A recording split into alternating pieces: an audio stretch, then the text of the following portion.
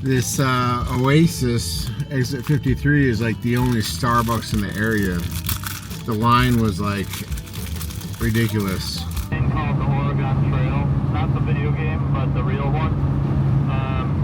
Where did that start and end at?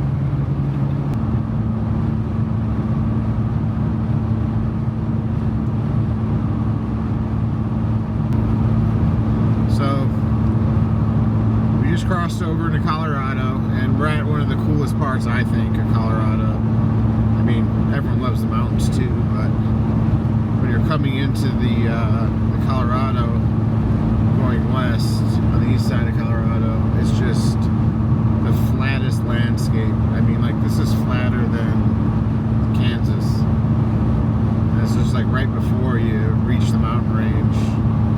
Super pretty. We're on I-70 going across. Can't wait till we get to the Glen Canyon. We got the mountains out there in the distance.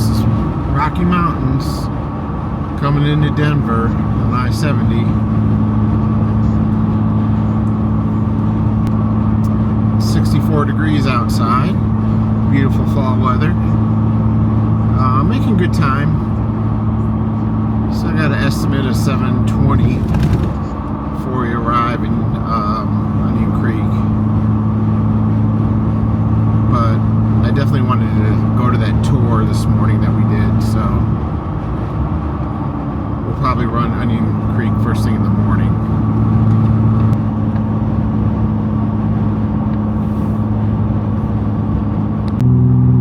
Alright, I believe we're climbing up to the Continental Divide on I-70. 6% grade, next 2 miles.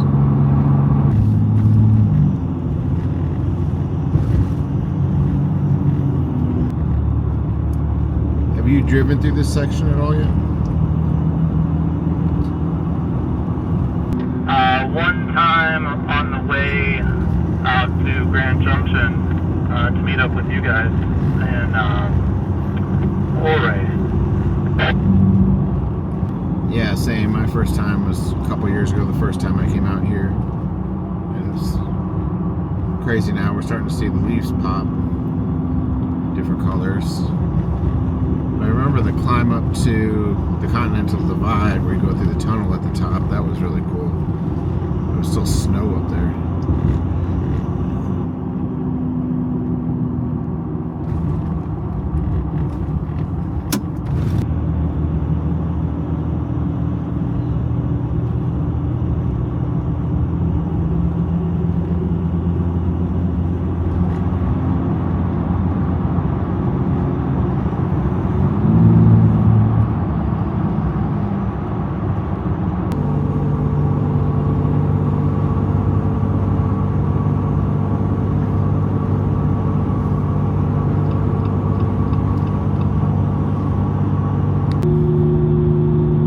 We made it to the Continental Divide. Going through the Eisenhower Tunnel.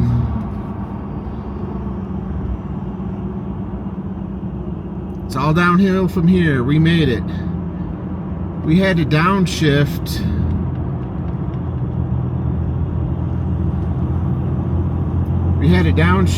And keep the RPMs high. But we never once overheated. Oil temp stayed around 245. Engine coolant temperature stayed around 220, 225, somewhere in there. So that long climb, as long as you keep your speed at the speed limit and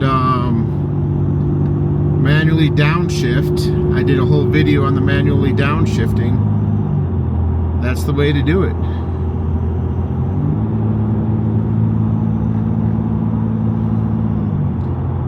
It kind of helps that it's like 43 degrees outside too.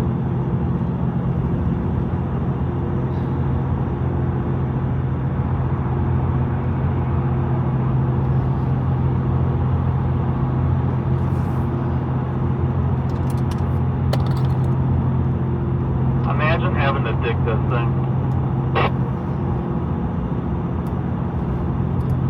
I believe this was done in the 80s or 90s, to be honest with you, because I-70 just went into Denver. It never went this far. The nameplate said Eisenhower Tunnel 1973. Okay. It was the Glen Canyon documentary I saw that was, I guess, must have been around the same time then, too.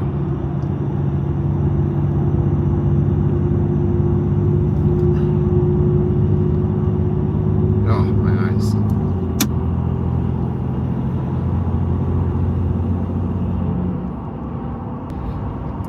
Don't ride your brakes.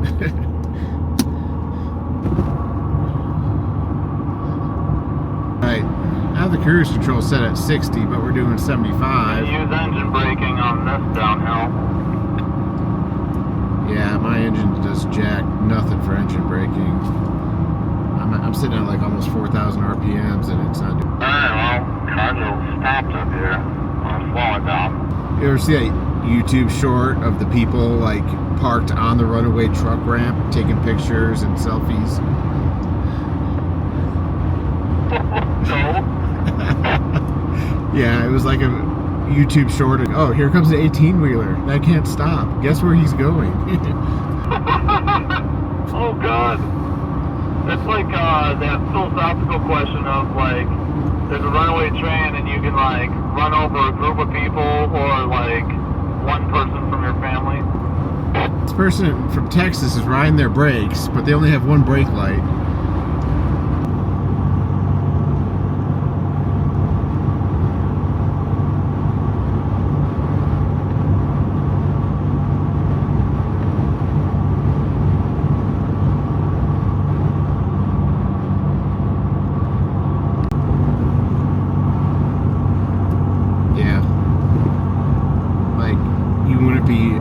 Fatigued at all, you know, like you should be sore, but like a passenger, you're not like fatigued from eye movement and small motor hand movement.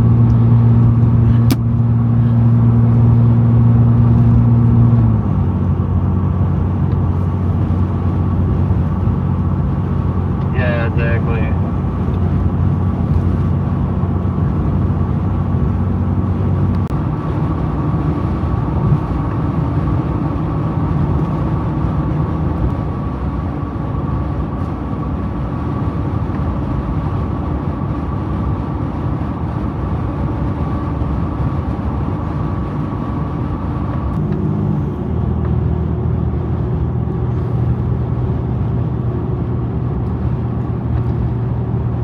But in order to put a 4-lane highway through here,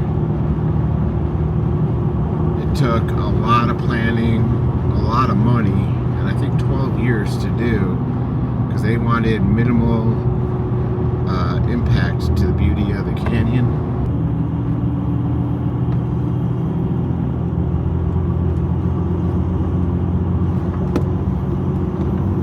Is this the section of road that you were talking about? Yeah, 12 miles, took 12 years to make.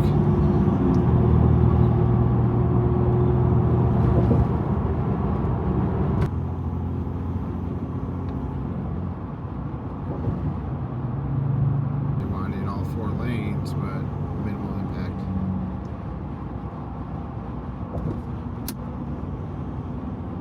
Glenwood Canyon is a 12.5-mile gorge along the Colorado River in western Colorado and has served as a key Rocky Mountain passage for centuries. Initially ending in Denver, I-70 was extended westward in 1958 under the Federal Aid Highway Act. The canyon route was approved in 1976 amid environmental protests, emphasizing context-sensitive design. The $490 million project brought 40 bridges and viaducts and a 10-mile recreational path.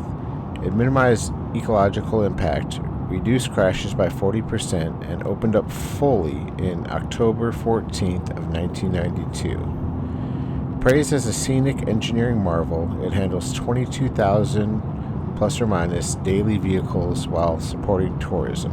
Modern issues include wildfires, floods, and rockfalls, but the beauty of this highway is just something you need to drive.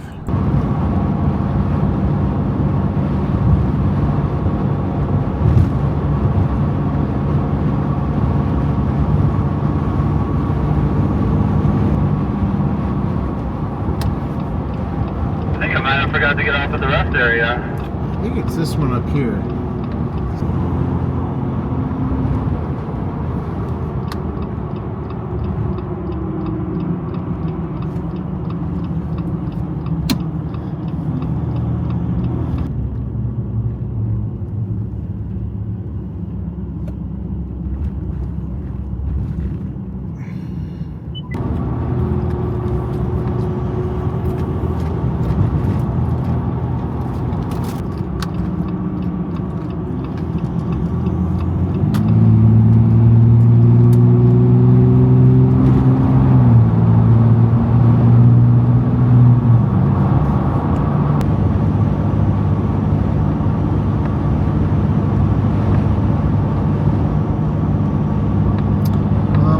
Down into Utah, Red Rock country, and we are at the golden hour too.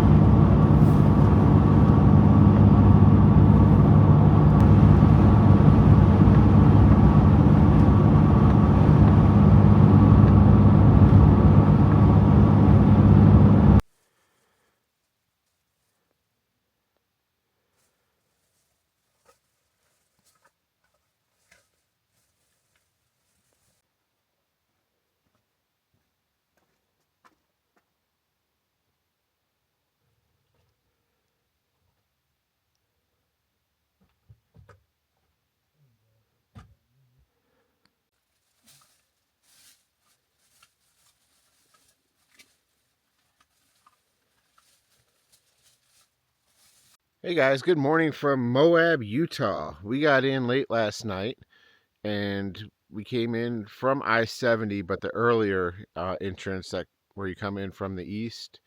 And this is kind of the entrance to the top of the World Trail. There's some spurs off the entrance here where there are some campsites.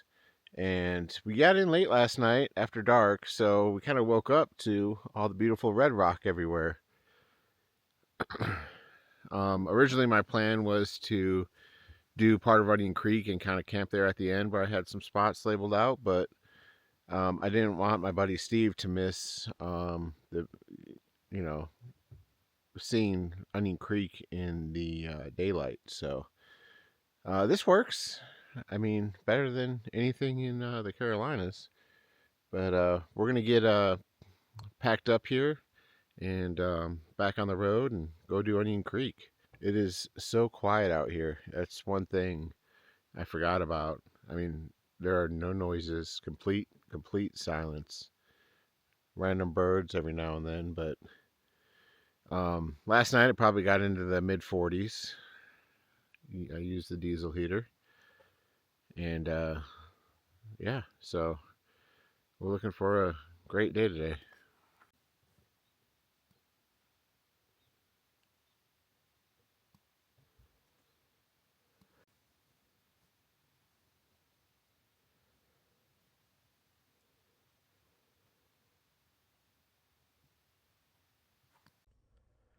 Please like, comment, and subscribe. If you like this type of video, please think about joining my Patreon page for about $4 a month. I'll give you GPS coordinates, patron-only trips with yours truly, and a direct way to message me and talk anything Jeep and overlanding. Thanks again for watching. See you on the next one.